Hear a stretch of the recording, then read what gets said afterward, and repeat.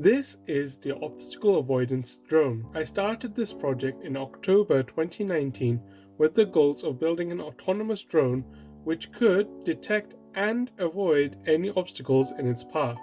It is an Arduino-powered device with an ultrasonic sensor for obstacle detection.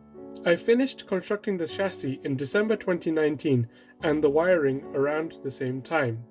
However, exams in January 2020 and the coronavirus lockdown later in the year had demotivated me and taken away many of the tools I was using at my university. I have lost free access to 3D printers, soldering irons, and fasteners. In addition to losing these tools, I also lost the ability to get help from experienced staff members and students at my university.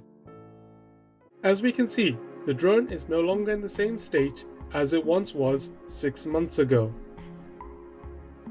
A few months earlier, I had rewired the drone to learn how to control the motors and eventually have the drone be controlled by a joystick. However, some of the soldering I had done had become damaged, which slowed down progress.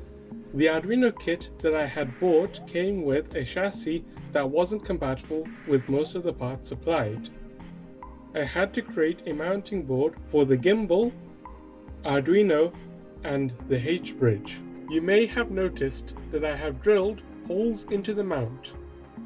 I did this to reduce the weight of the mount as it is very front heavy. To finish this project, I needed to complete the following tasks.